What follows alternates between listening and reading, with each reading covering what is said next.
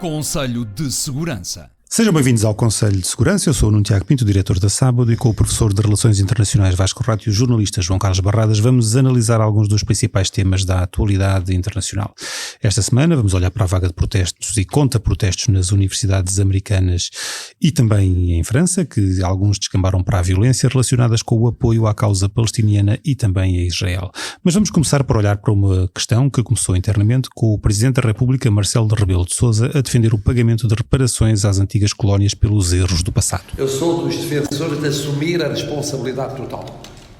Nós somos responsáveis por aquilo que lá fizemos. E continuamos. Não é pedir desculpa e passou. Ficamos amigos. Não. O que fizemos lá, nos massacres, teve custos. Há que pagar os custos. Se ainda é possível pagar hoje, paga-se. Trata-se de bens que foram expoliados e não foram devolvidos, quando se provou que eram expoliados. Então vamos ver como é que se consegue fazer a reparação disso. Há, como se pode interpretar das palavras de Marcelo Rebelo de Sousa, uma inação portuguesa face ao passado? Provavelmente haverá, mas é muito difícil entender a forma como o Presidente da República escolheu introduzir este tema. Quer dizer, não tenho nenhuma objeção que o tema, este ou qualquer outro tema, seja discutido, seja tratado, mas achei que a forma como o fez contribuiu mais para gerar confusão do que propriamente para esclarecer. Inclusivamente, quando tu dizes, como tu disseste agora na apresentação, o Presidente da República falou em reparações. Bom, mas isso é um termo tão genérico que na realidade a gente não sabe exatamente o que é que ele queria dizer. E esse é outro problema, é que o Presidente da República, consciente ou inconscientemente, baralhou tudo. E, portanto, esta discussão é uma discussão que ocorre internacionalmente há 20, 30 anos, e é complexa por muitas razões. Quando a gente fala de reparações, podemos estar a falar de várias coisas ao mesmo tempo e provavelmente estamos a falar de várias coisas ao mesmo tempo e por isso é necessário destrinçar exatamente o que é que se quer dizer. Vamos lá ver, um pedido de desculpa, algo que o Estado português já fez, é uma reparação. Uma reparação moral. Sim, claro. A retirada de uma estátua, de uma figura colonialista, por exemplo, é uma reparação. Mas depois, quando as pessoas ouvem a palavra reparação, normalmente pensam em reparações monetárias. Pensam em indemnizações. Indemnizações, dinheiro. E, portanto, o Presidente da República, nesse sentido, não fez favor nenhum ao país, à sociedade, em ser confuso nesta sua afirmação. Agora, vamos lá ver. Há reparações a serem feitas em muitos países. O Canadá tem feito isso relativamente à população indígena. A propósito das escolas, as crianças nativas índias eram retiradas dos pais, postas em escolas onde em muitos casos sofreram abusos, portanto há todo um processo de reparação. Mas aqui concretamente o que se está a falar, creio eu, é como é que se encara o passado imperial, o escravagista português. Que esse passado existiu, isso parece-me relativamente óbvio. O que me parece que esteja a acontecer é que começa a haver uma batalha em volta de memória do passado, em volta da história, no fundo. Portanto, o que eu queria desde logo tentar aqui destrinçar são duas outras coisas. Primeiro, eu acho que estamos a entrar numa fase de luta política ideológica em volta da memória do país, da memória nacional. Portanto, quando se diz a história é história, não, a história não é história. Quer dizer, a história é sujeita a interpretações, a história é refeita. Esta preocupação com o tráfico de escravos é uma preocupação que se tem vindo a acentuar nas universidades, sobretudo nas universidades anglo-saxónicas, nos últimos 20 anos. Sensivelmente, e queria só enquadrar isto um bocadinho, a partir sobretudo dos anos 60, os historiadores abandonaram um bocadinho esta ideia que a história é os grandes feitos dos grandes homens, não é? As guerras, esse tipo de coisa. E começaram a desenvolver, aliás, isto também dá-se muito por influência de França, da escola de Annales, começaram a analisar a história social, isto é, a história do cotidiano, das pessoas no seu cotidiano, naquilo que não era a superestrutura política, militar, etc.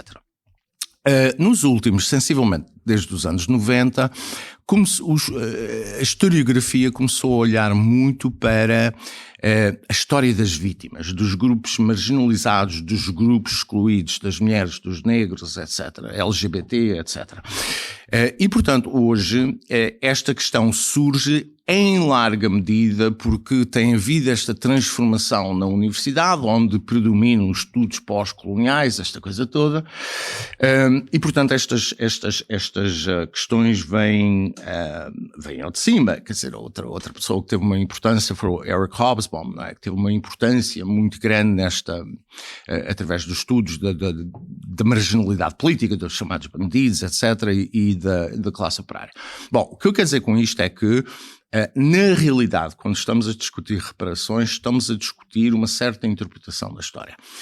Essa interpretação, a meu ver, é que é problemática, porque, na realidade, essa historiografia é moralista. Quer dizer, tem uma agenda política, mas é moralista.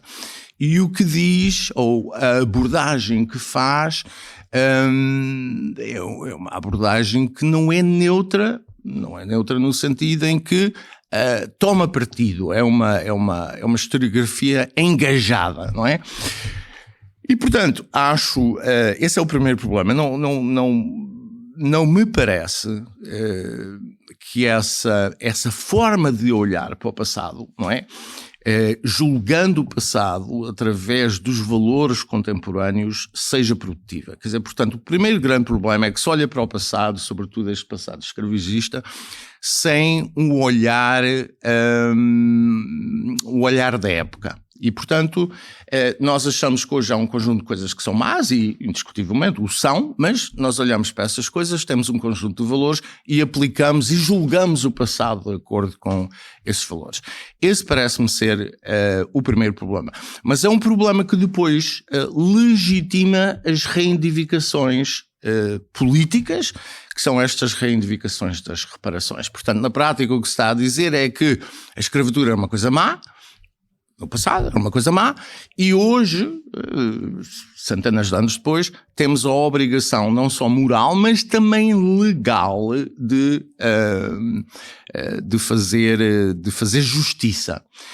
Isto parece-me completamente absurdo por razões várias, não é? Mas muito simplesmente o que eu diria é que isto faz-me lembrar um bocadinho da culpa coletiva, não é? Está-se a culpar pessoas que estão vivas hoje, como nós, por coisas que os nossos antepassados fizeram, mas hoje são designados como crimes, sendo certo que essa conceptualização de crime na altura não existia, e portanto é uma culpa coletiva que não é só transferida para nós, será transferida também para os nossos descendentes, porque quando se diz que o país tem de pagar reparações, sobretudo monetárias, o que estamos a dizer na prática é que os nossos filhos, os nossos netos vão pagar impostos, ou seja, o que for, para fazer essa chamada justiça. Eu acho que isto é extremamente problemático, porque depois a argumentação é incongruente, porque o tráfico de escravos não foi feito só, aliás, a escravatura não começa, não é, em 1400 e não sei quantos, e não é feita só por europeus. Quer dizer, os escravos africanos eram também vendidos aos portugueses, para os portugueses revenderem depois do outro lado. Isto já para não falar dos dos outros fenómenos de escravatura. Eu gostaria, só por causa desta questão da história, é que há, como o Vasco referiu e bem, esta tendência relativamente recente em historiografia expressa em língua inglesa, sobretudo nos Estados Unidos, na Grã-Bretanha, em algumas ex-colónias britânicas, a Austrália, outro caso, onde existe uma questão muito semelhante à do Canadá em relação aos povos primitivos, aos aborígenes australianos que sofreram o mesmo tratamento discriminatório com a chamada geração perdida, a geração roubada das crianças que foram retiradas às famílias para serem criadas em instituições controladas pela população branca. Mas há uma outra história. Há uma história em que nos diz diretamente muito respeito, que tem a ver com a tradição historiográfica na América Latina e muito em particular no Brasil. Contrariando aquilo que era uma tendência muito premente na abordagem política, moral, religiosa até, deste tipo de assuntos, a partir da década de 20, 30, sobretudo com os trabalhos, ou essencialmente com os trabalhos de Gilberto Freire, surgiu uma outra maneira de ver aquilo que era a relação racial, com um reconhecimento daquilo que era o legado indígena, por um lado, e o legado dos escravos negros e mestiços na cultura brasileira. Gilberto Freire foi pioneiro neste tipo de abordagem. A sua obra mais célebre, que foi também rapidamente traduzida para inglês e para francês, e teve edições espanholas, naturalmente, Casa Grande e Senzala, veio a criar aquilo que se chamou e que foi tentado aproveitar, sobretudo no final a partir da década de 50 pelo Estado Novo, uma ideia de chamado lusotropicalismo, ou seja, de uma capacidade muito específica dos portugueses se adaptarem ao trópico, no sentido em que, como diz Gilberto Freire, na sua obra-prima, o português, quando chegou ao Brasil, recuou e caiu logo em cima da Índia. Ou seja, esta capacidade de miscigenação seria muito própria da cultura portuguesa, criaria uma facilidade de adaptação e tornaria mais suave a presença portuguesa no trópico. Estas teses, isto, digamos, é apenas o lado político da tese que veio a ser desenvolvido e que, se pararmos para pensar um bocadinho, está muito presente ainda naquilo que é o nosso discurso sobre a Portugalidade e a maneira dos portugueses se encontrarem no mundo. Mas aí vamos à questão que o Vasco estava a referir, que é o ensino da própria história. Mas estas teses foram combatidas desde muito cedo. Um dos grandes contraditores dessa tese foi um conhecidíssimo historiador inglês, Charles Boxer, que desenvolveu alguns trabalhos também pioneiros sobre aquilo que era a misoginia nos domínios coloniais portugueses e sobre a escravatura. Portanto, além desta questão anglo-saxónica, há uma outra questão muito mais antiga no mundo português, de língua portuguesa, e é uma outra também diferente no mundo de língua espanhola, com a colonização, que aí não tem tanto a ver com a questão dos negros, a não ser nas Caraíbas, por exemplo, como no caso de Cuba, mas sobretudo com o tratamento dos índios, dado o peso dessa massa naquilo que veio a ser o México, naquilo que veio a ser o Peru, ou até no Chile, ou na Argentina, onde o grosso das populações foram exterminadas, que cria diversas maneiras de ver a questão da relação colonial. E a relação colonial é sempre uma relação de imposição de força. Portanto, por definição, quando se tenta falar de reparações, e as reparações têm este sentido, têm o sentido equívoco, que tanto pode ser uma reparação meramente moral, como pode ser, ou deve ser, uma indenização. O Presidente da República disse que não basta pedir desculpa. Sim, mas o Presidente da República é um indivíduo que diz uma coisa à segunda, outra à terça, outra à quarta, que é uma pessoa que perdeu toda e qualquer credibilidade pela maneira liviana como como se exprime, esquecendo que é um chefe de Estado e que não pode fazer afirmações levianas, porque um chefe de Estado é um chefe de Estado, portanto a sua palavra tem peso, a sua palavra deve até ser autónoma, como é autónoma, mas tem de ser minimamente articulada com os demais órgãos de soberania, para não termos a situação absolutamente ridícula que tivemos em Portugal, em que o governo, neste caso um governo de centro-direita, se sentiu como que não a obrigação de vir esclarecer as palavras daquilo que queria de facto dizer o Presidente da República e o que era a política do Estado português, porque aliás é o governo que compete definir e conduzir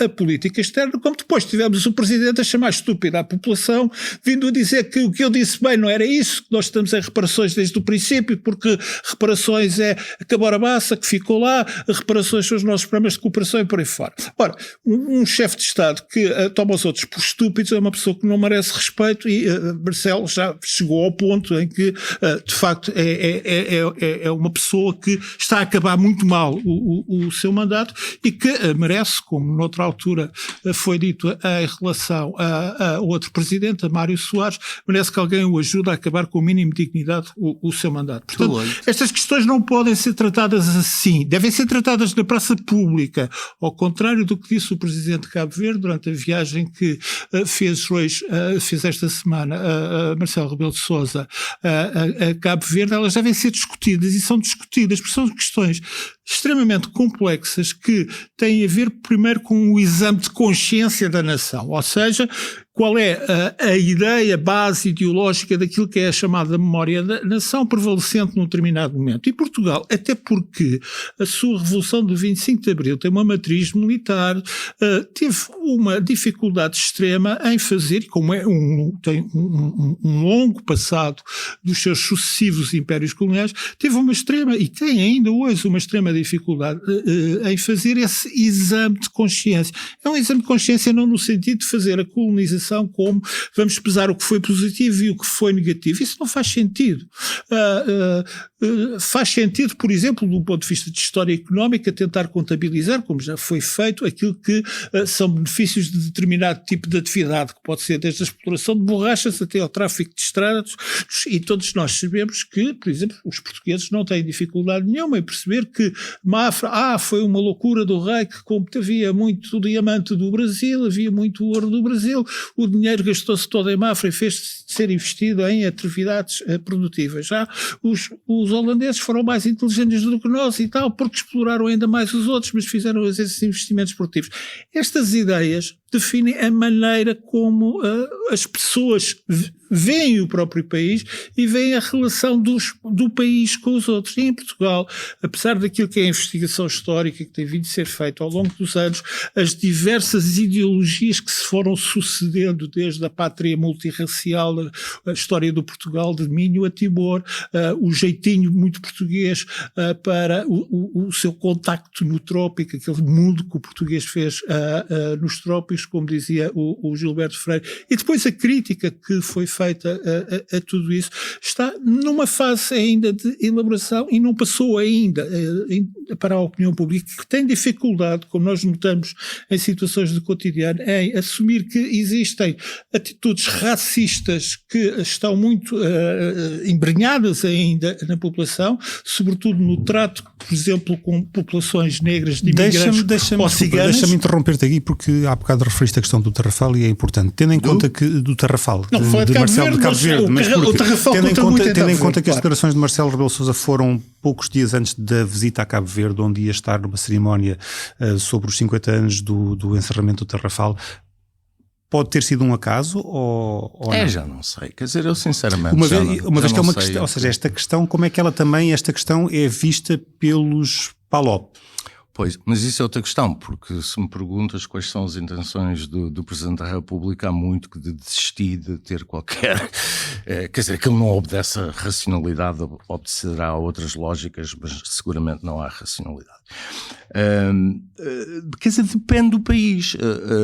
Como é que isto está a ser recebido? Depende do país. Vamos lá ver. Onde talvez haja mais... haja uma atitude menos positiva em relação a Portugal é no Brasil. Há um bocado esta ficção por aí na sociedade portuguesa que o Brasil os brasileiros são um povo irmão, etc, etc. Isso não é bem assim. Quer dizer, e se nós formos olhar para os manuais escolares no Brasil, quer dizer, a narrativa que existe hoje em dia é que os portugueses, escravagistas, etc, subdesenvolveram o país e a culpa é tudo de Portugal. É muito antiga, desculpa, essa narrativa, vem do século XIX. Sim, mas hoje é hegemónica, é absolutamente hegemónica. É hegemónica, sim. O que é uma coisa curiosa, porque um país que é independente há 200 anos, quer dizer, em princípio já teria tomado algumas medidas e teria acabado com o roubo sistemático das elites. Quer dizer, vamos lá ver, o Lava Jato mostrou-nos em parte como é que funcionam as elites brasileiras. Portanto, eu imagino muito aquele dinheiro que foi roubado da Petrobras pelo Palocci e companhia, não é? Aquele grupo do Partido dos Trabalhadores, próximo do Lula, quer dizer, muito esse dinheiro se calhar podia ter sido utilizado para acabar com as favelas e coisas assim do género. Depois fala-se, não é? Quer dizer, tudo praticamente se resume ao ouro do Brasil. Vamos lá ver, o ouro do Brasil foi equivalente, o que Portugal retirou, é mais ou menos equivalente à produção, nem chega sequer à produção daquilo que o Brasil... estou a ser repetitivo, nem chega a ser equivalente à produção anual do Brasil hoje. Portanto, vamos lá ver, manter as coisas em perspectiva. Depois há este argumento que eu acho absolutamente delicioso, não é? Pela sua incongruência, não é? Os defensores das reparações e desta coisa toda diziam o seguinte: bom, nós temos de pedir aos Estados Unidos reparações porque os Estados Unidos são o país mais rico por causa, não é, do trabalho escravo. Ok? Portanto, aqui há o estabelecimento de uma relação causal entre a escravatura e a riqueza atual. E depois vai-se ao Brasil e diz-se exatamente o contrário. Diz-se: bom, mas o Brasil é pobre porque houve escravatura, houve trabalho escravo, esclavagista. Bom, a verdade é que os Estados Unidos importaram um décimo dos escravos que foram para o Brasil. Portanto, o Brasil tinha mais 90% de escravos. Portanto, seguindo esta lógica, não é, que os Estados Unidos é um país rico porque tinha escravos, o Brasil devia ser 10 vezes mais rico. O que eu quero dizer, quero apontar é esta incongruência de argumentação e o quão absurdo é este discurso que é monocausal, não é? É como se a escravatura, independentemente de tudo o resto, é que explicasse a riqueza ou a pobreza. Isto é um disparate. Quer dizer, os brasileiros mantiveram a escravatura provavelmente até os anos 80 e em algumas partes do país até hoje, através do coronelismo, aquela coisa toda, não é? Quer dizer, dizer que não há trabalho escravo no Brasil hoje, quer dizer, formalmente não há, mas há condições que são mais ou menos equivalentes. E, portanto, culpar Portugal por isto, como aliás há em Portugal, não é? Basta ir ali a algumas regiões do Alentejo, ou de Mirem, não sei o quê, para a gente perceber isso. Portanto, nós estamos aqui a focar-nos, não é? Num período muito breve da história, e ignoramos outras coisas. E, portanto, isto no Brasil é político, não é? Isto é trazido para a agenda pelo PSOL, pelo PT, pelos ativistas, pelas ONGs, esta coisa toda. E isto é político. Quer dizer, não é assim nas outras antigas colónias portuguesas, porque eu acho também que esta infraestrutura das universidades, não é, das ONGs também não está tão bem desenvolvida, porque se tivesse, se calhar era a mesma coisa. Mas também acho que, apesar de tudo, há outra sensibilidade em países como Angola, como Cabo Verde, E era bom quer dizer, que a política atual, que as relações atuais não ficassem presas como parecem começar a estar as relações entre Brasil e Portugal, mas que não ficassem presas a esta leitura altamente discutível do passado. Mas ela tem de estar sempre presente, porque a relação colonial estabelecida por Portugal com outros países, portanto isto tem dois lados, não é? Tem o lado do colonizado e o lado do colonizador. É uma relação longa. Diferente é a implantação de Portugal nos territórios, mas é uma relação longa e boa parte deste debate sobre a colonização passa pela questão da escravatura, porque apesar de haver muitos tipos e sistemas de escravatura, o facto é que Portugal é um dos Estados, como um dos Estados mais antigos até da Europa, pioneiro na escravização e exploração comercial deste tráfico, e nós temos isso cria um problema que é o seguinte. Mesmo até na atitude que existe, por exemplo, num Estado muito desarticulado, como é o caso de Moçambique, e um Estado como o de Angola, ou, se quisermos, o caso de São Tomé.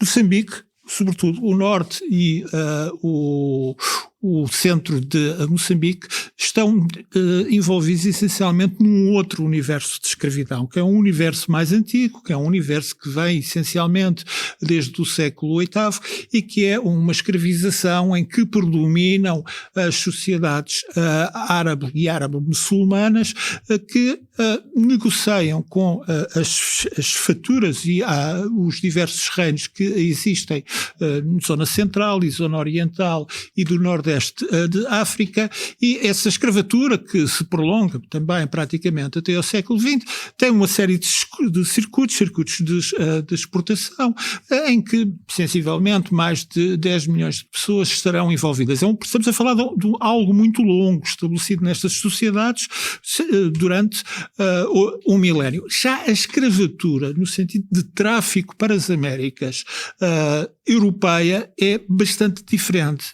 Ela começa apenas na segunda metade do século XV, é muito dinamizada por Portugal e tem um dos seus pontos fortes naquilo que vai ser o tráfico de determinadas zonas do Congo, daquilo que é a costa de Angola, em conexão com os reinos e as sociedades de linhagens aí existentes, destinados essencialmente para o Brasil. Obviamente, depois estão associados toda uma série de outras entidades, desde os genoveses, onde participaram espanhóis, onde participaram ingleses, onde participaram holandeses, franceses, nesse processo, mas esse processo é mais curto.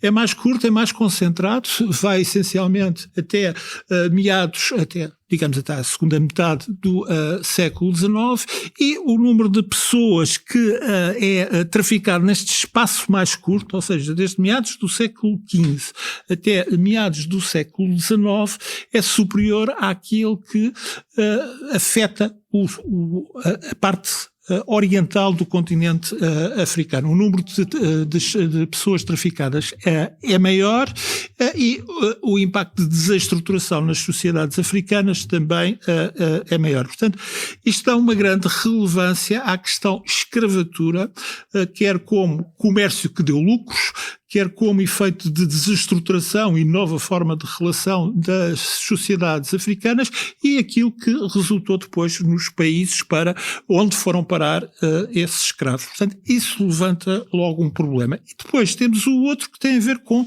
uma colonização que já não está assente na escravatura. Acontece ainda que esta escravatura nas Américas é uma escravatura de tipo diferente, que é uma escravatura de plantação, ou seja, de exploração intensiva, de uma forma até brutal, do trabalho essencialmente negro, e depois temos aqui a associação entre o negro e o escravo, que se torna muito típica. E pegando nessa ideia... Mas há depois ainda outro universo colonial diferente. Historicamente têm sido também feitas reparações a povos. Por exemplo, os Estados Unidos foi criado em África um país, a Libéria, justamente para serem levados para lá escravos negros americanos. Antigos escravos americanos. Quem quisesse também ir. tem uma forma, ou seja, foi também já uma forma de reparação Sim, que sim, já não vem de agora. Sim. Sim, mas o meu argumento não é contra necessariamente a reparação. Quer dizer, depende que tipo de reparação, depende dos pressupostos, depende de muitas coisas. Depende da época a que se refere? Depende de muitas coisas. Quer dizer, a coroa, o Parlamento Britânico, quando ilegalizou a escravatura nas Caraíbas, também pagou aos proprietários desses escravos, não é? Quer dizer, uma coisa como tipo 40% do orçamento na altura, quando isso foi feito. Portanto, o meu ponto aqui vamos lá ver, um bocadinho diferente no sentido em que eu acho que esta questão está a ser não está a ser devidamente enquadrada, quer dizer, mistura-se tudo, quer dizer, e é uma discussão sobretudo de natureza moralizante, que é uma coisa que me irrita em particular. E há a parte da devolução de obras de arte, há uma outra, sim, mas uma outra componente. É vital mesmo. Parece-me ser a mais fácil, quer dizer. Não, tu tens o caso da Grécia e do Reino Unido com o Parthenon. Parece-me ser a mais fácil, admito que não seja, mas parece-me ser, quando a gente compara... há maior consenso de que há certo tipo de bens simbólicos e culturais que podem ou devem mesmo ser repatriados. Mas aqui também o que é interessante, mais uma vez, é a profunda hipocrisia disto tudo, porque... Ok, nós, Portugal, vamos devolver algumas obras, porque outras foram legitimamente compradas. Quer dizer, nem tudo o que está nos nossos museus ou em coleções particulares foi saqueado, como aparentemente disse o Presidente da República. Mas mesmo assim, quer dizer, há obras portuguesas que estão em África que não sei se por esta lógica, esta lógica absurda, não devem ser devolvidas. Quer dizer, as igrejas portuguesas, obras de arte pública, quer dizer, se calhar devem ser desmontadas e devolvidas, não é? E muitas, quer dizer, há cidades europeias, brasileiras, também, pedra por pedra, deviam ser desmontadas e devolvidas a Portugal. Também o bairro da Lapa, no Rio de Janeiro, quer dizer, tudo isto é um bocado absurdo. Tu tens o caso de Macau, né? No caso de Macau, nós fizemos a transferência, de acordo com as autoridades portuguesas, de estátuas coloniais, apesar daquilo nunca ter sido uma colónia, que eram consideradas profundamente ofensivas e que foram transferidas para Portugal. Se vocês estiverem aqui em Lisboa, podem ir, por exemplo, aos Olivais, à zona do bairro da Encarnação, e vão lá encontrar a história de uma personagem importante de Macau, da presença e da conquista portuguesa em Macau, que depois de 1999 foi transferida. Há outras coisas que também merecem ser ditas. Por exemplo, em alguns casos, mesmo que se quisesse devolver algumas destas obras de artes, a gente sabe que seriam roubadas e vendidas, ou a probabilidade de serem roubadas e vendidas é muito elevada. E em muitos casos não há condições. Por exemplo, certos países, por exemplo, o Benin, quer dizer, queremos devolver os artefactos ao Benin, não sei o quê. O Benin, alguém que foi ao Benin percebe que não há condições mínimas. Neste momento podem ser construídas, museus, etc. O Benin é um caso muito particular porque houve devoluções por parte dos não, eu sei, por isso é que eu estou a falar do Benin. Depois do grande saque. João, por isso é que eu estou a falar do Benin. Agora, e o problema que se levantou foi quem é que tinha o direito de soberania sobre esses artefactos, que é diferente. Deixa-me só dizer mais uma coisa, que é o seguinte. Muitas destas obras de arte estão no Ocidente porque no século XIX, com o imperialismo, desenvolveu-se um interesse pelas culturas locais e fizeram-se escavações, fez-se recuperação da arte que veio para o Ocidente porque na altura, nesses territórios, não havia interesse nenhum, quer dizer, as coisas estavam ao abandono, pirâmides, por exemplo, no Egito, coisas assim, quer dizer... Toda a Mesopotâmia, com a arqueologia que foi, que está hoje nos museus alemães, e depois houve a viagem, como a da cidade do Palácio do Verão em Pequim. Quer dizer, a coisa não é assim, tipo, há objetos de arte no Ocidente, tudo foi roubado, tudo foi saqueado. Não é assim. Quer dizer, em muitos casos até estas coisas foram trazidas para o Ocidente. Sim, de Estado a Estado. Há discussões sérias sobre o assunto e negociações sérias. E não é assim nesse aspecto caricatural, não é? Apesar de haver países que têm um mau registro nesta matéria, como é o caso da Bélgica, outros que estão em discussão adiantada, como é o caso da França, outros têm situações muito complexas, como é o caso da Grã-Bretanha, e há a Alemanha, que para nós tem um interesse importante, porque a Alemanha estamos já noutra categoria, estamos na categoria da reparação financeira, indenização por um massacre que foi um genocídio assumido finalmente pelo Estado alemão. A bom rigor 2, na Namíbia e Israel, não é? Na Namíbia, e que vem na sequência precisamente desse reconhecimento de culpas na Segunda Guerra Mundial, que não é comum a todos os participantes. A Alemanha que criou um fundo de 1,1 mil milhões de euros que serão pagos ao longo de 30 anos para apoiar a construção de infraestruturas e programas de formação na Namíbia. Mas temos mesmo que avançar e para outro tema, e porque nos Estados Unidos os protestos nas universidades contra as ações de Israel na faixa de Gaza e que decorrem há semanas escalaram de forma súbita. Esta semana a polícia de Nova Iorque deteve 230 pessoas na Universidade de Colômbia depois de chamada para esvaziar um edifício que tinha sido ocupado por manifestantes. Já na Califórnia, confrontos entre manifestantes e contra manifestantes levaram a intervenção policial. Protestos que alastraram também a Paris, com centenas de estudantes a gritar palavras de ordem a favor da Palestina.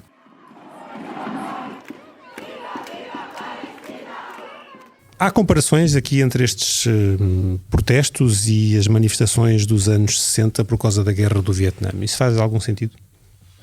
Não muito, quer dizer, faz sentido num certo plano, quer dizer, protestos e universidades é uma coisa mais ou menos sinónima, quer dizer, se a gente vai para as revoluções de 1848 na Europa, quer dizer, são estudantes universitários, cá em Portugal, o Jorge Sampaio em 1962, depois em Coimbra, portanto não valorizo muito as manifestações em si. Mas acho que há distinções a fazer. Os protestos dos anos 60 eram muito direcionados. E nos anos 60, alguns dos protestos eram contra a guerra do Vietnã, mas outros eram a favor da liberdade de expressão, ou melhor dizendo, da expansão da liberdade de expressão, e muitas das manifestações, incluindo na Colômbia em 1968, eram contra as administrações burocráticas autoritárias que de facto geriam as universidades quase como fossem prisões, não é? E portanto há algumas distinções a fazer. Estes protestos são mais semelhantes àquilo que eu e o João já vivemos, que foi nos anos 70 e nos anos 80 contra o apartheid, não é? E daí esta reivindicação dos estudantes, muitos estudantes atuais, de desinvestimento de Israel. Portanto, o que estão a pedir às universidades é que as universidades cortem as suas relações com, presumo eu, instituições universitárias, mas também empresas, porque muitas destas universidades são privadas, onde estão a acontecer, e devo dizer que nos Estados Unidos, eu não sei bem ao certo, mas são 200 e tal mil universidades, portanto os campos universitários não foram incendiados, quer dizer, há manifestações num 20 ou 30 universidades, algumas públicas e outras privadas, e isso não é, essa distinção pública-privada não é indiferente, porque muito esse desinvestimento que está a ser reivindicado é de universidades privadas que têm fundos próprios que investem para terem cash flow, não é? Enquanto nas universidades estatais isso já não acontece. Portanto, as universidades estatais, e aqui por estatais não são federais, são cada estado, não é? Tem o seu sistema universitário e é o governo do estado que financia e, portanto, essa questão não se coloca. Portanto, isso parece-me ser importante. A outra coisa é que nós temos manifestações, mas por grupos relativamente reduzidos. Eu fiz a faculdade, todo o meu percurso universitário foi feito nos Estados Unidos, no Canadá, quer dizer, e havia sempre grupos de radicais, os maluquinhos, não é? Que faziam as manifestações. Isto parece-me ser mais do mesmo, portanto sempre houve grupos que eram relativamente marginais. Agora a questão é, mas estes grupos pró-palestinianos são marginais? No âmbito da população, quer dizer, quando a gente considera a população americana e a atitude da população americana no seu geral sobre Israel, são ultraminoritárias. Se a gente considera a população estudantil, já não são tão minoritárias. Quero com isto dizer que, crescentemente, nas universidades, junto das camadas mais novas, há um sentimento pró-palestiniano que tem a ver com a guerra em Gaza, em parte, mas tem muito a ver com isto que estávamos a falar na primeira parte do programa. O que muitos destes miúdos hoje aprendem é uma narrativa da vitimização, não é? Portanto, há os bons e os maus. Os bons são as vítimas, sejam eles palestinianos, seja o que for, exceto eventualmente arménios ou malta que vive na China, mas de uma forma geral, não é? Quer dizer, há as vítimas. E depois há as potências colonizadoras, há as colónias de povoamento, a África do Sul e agora Israel. Portanto, isto é uma coisa, não é por acaso que, e não é só por causa de Gaza, que agora os estudantes vão que atacam Israel, é porque predomina esta ideia de que há um conjunto de sociedades, de povoação, de colonialismo de povoação, que incluía antigamente a África do Sul, mas hoje que é basicamente Israel. Portanto, mais uma vez, deixa-me só acabar, João. Mais uma vez, isto é uma narrativa política, ideológica, que vai ao encontro destas mudanças que falamos na primeira parte do programa, e Gaza é parte quer dizer, em parte estão a reagir a Gaza, mas não é só Gaza. Portanto, isto não é tipo os bonzinhos dos estudantes estão a manifestar-se contra a guerra. Isto são os mesmos motivos que levaram aos protestos em França? E já agora, porquê é que não há em Portugal?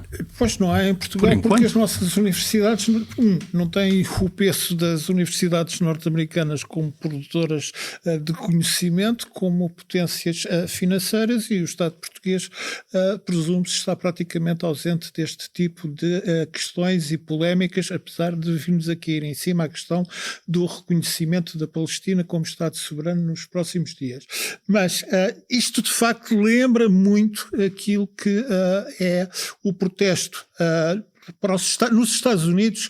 A primeira imagem que aparece é de facto os protestos nos anos 60 contra o autoritarismo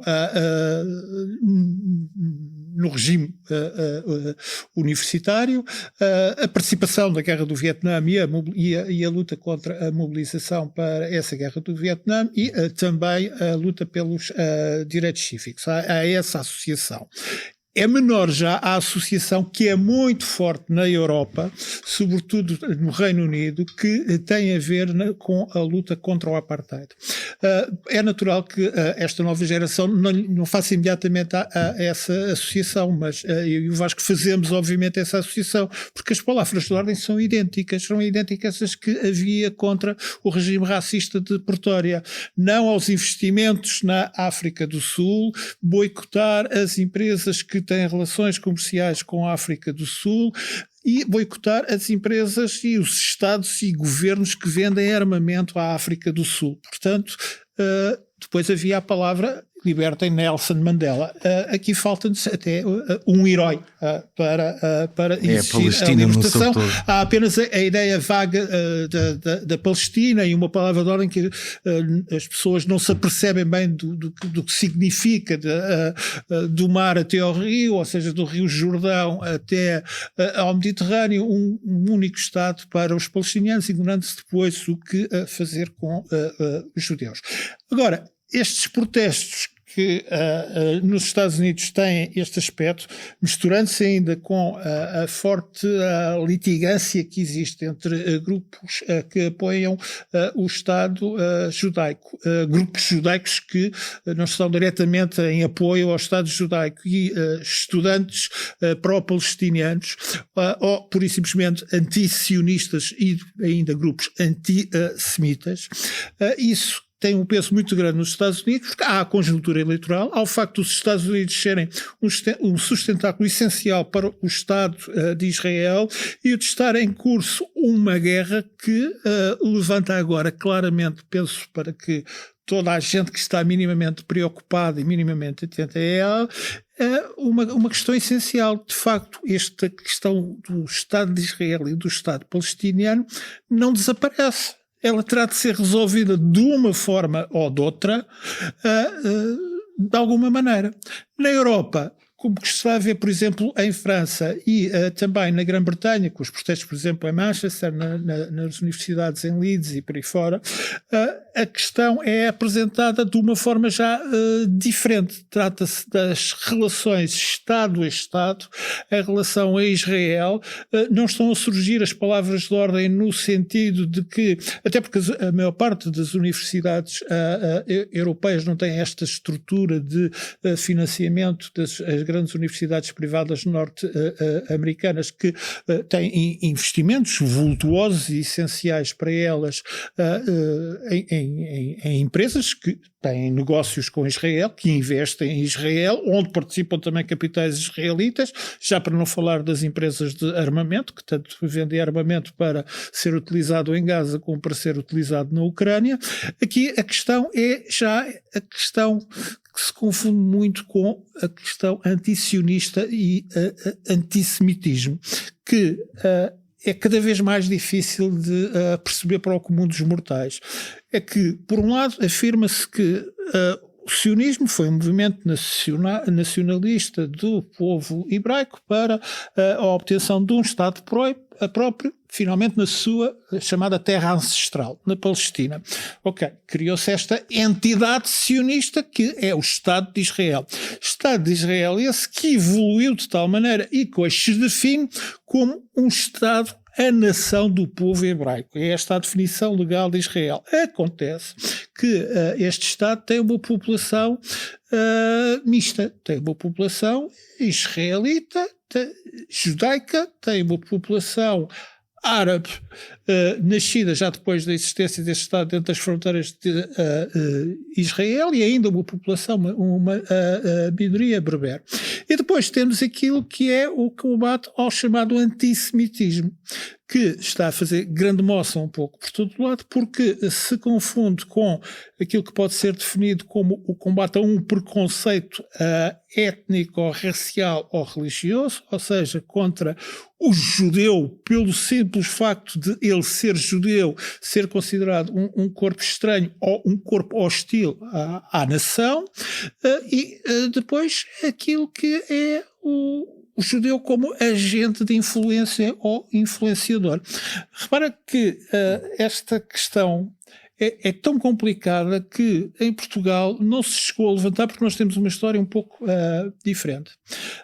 Quando foi feito o reconhecimento, foi feito o pedido de perdão, primeiro por Mário Soares, depois por Jorge Xambay, pela expulsão das comunidades judaicas de Portugal em 1496 pelo rei Dom Manuel, foi feita uma distinção muito clara, até na lei que veio a ser aprovada posteriormente, entre a expulsão dos judeus e a expulsão dos mouros. E a justificação que foi apresentada foi que os judeus são um caso especial porque mantiveram um vínculo à cultura portuguesa. Os chamados mouros são um caso diferente porque também foram expulsos, mas perderam esse vínculo com a cultura portuguesa. Isto é discutível, altamente discutível. Não o facto de comunidades sefarditas judaicas terem mantido forte vínculo e uma tradição de memória com a ligação a uma terra ancestral, neste caso, que era a terra de Portugal, como foram também da futura Espanha, e de algumas comunidades ditas mouras, sobretudo no Norte da África, terem mantido também um vínculo cultural com a sua terra de origem, apesar de terem sido absorvidas posteriormente. Mas o simples facto de, sem grande discussão, se fazer em Portugal este tipo de distinção é revelador. É revelador, ou seja, de tudo o que está em causa. Portanto, estes protestos têm o contexto norte-americano em que pesa a aliança militar e pesa o facto das próprias universidades... E o peso da comunidade judaica.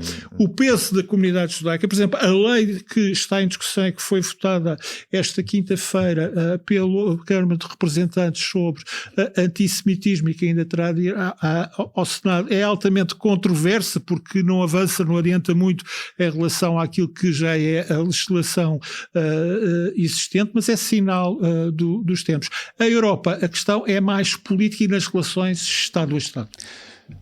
Vamos passar às sugestões. 1 minuto. 1 minuto, muito simples. A propósito desta temática, quer dizer, há de facto uma discussão em Portugal sobre isto já há algum tempo. Muitas pessoas talvez não estejam a prestar atenção, mas uma das pessoas que tem tido um papel relevante é o João Pedro Marques, que tem editado vários estudos científicos, mas que tem editado também pelo menos 2 livros, e tenho aqui um dos 2 ou 3,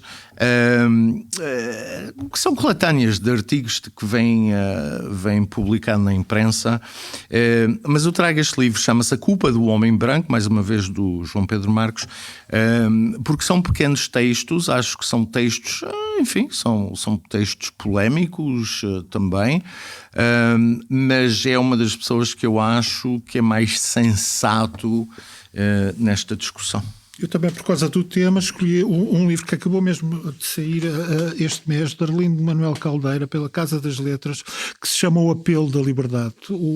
Arlindo Manuel Caldeira é também um dos grandes historiadores portugueses das questões de escravatura, com várias obras até de síntese já publicadas sobre a matéria, e neste O Apelo da Liberdade ele faz um estudo panorâmico daquilo que foram os movimentos de resistência à escravização, à escravatura e ao tráfico de Estado em tudo o que é a área de influência portuguesa. O estudo é particularmente importante e interessante, até porque lembra alguns casos que nós não associamos às voltas de escravos, como aquela ideia feita de que o negro se pode suicidar apenas sustenta a respiração para querer fugir ao seu legítimo dono, como o papel pioneiro, sobretudo de São Tomé, que é a primeira colónia com cultura de plantação, e de como houve espaços que, por questões muito particulares, escaparam à escravatura, desde a ilha de Fernando Pó até à ilha de Anubon, que foi o argumento que a Guiné Equatorial arranjou para ingressar na comunidade de países de expressão portuguesa, na CPLP, porque esta ilha de Anubon, uma pequena ilha que fica no Golfo da Guiné, conseguiu subsistir durante mais de 200 anos sem qualquer interferência, ocupação e escravização por parte das potências europeias, portuguesas e espanholas. Portanto, este livro de Arlindo Caldeira, O Apelo da Liberdade, um livro essencial sobre aquilo que foi o movimento de escravização e de luta contra a escravização. Eu vou ao meio deste livro, acabei de comprar a semana passada, vou ao meio e concordo com tudo o que o João diz, é um excelente trabalho. Obrigado aos dois. O Conselho de Segurança fica por aqui. Nas bancas está a mais recente edição da Sábado, que tem na capa uma reportagem sobre os últimos dias da guerra colonial, que terminou com o 25 de Abril há 50 anos. Como habitualmente, pode ouvir-nos em todas as plataformas de podcasts, no site da Sábado e no canal do YouTube da Sábado.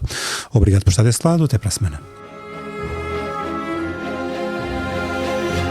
Conselho de Segurança.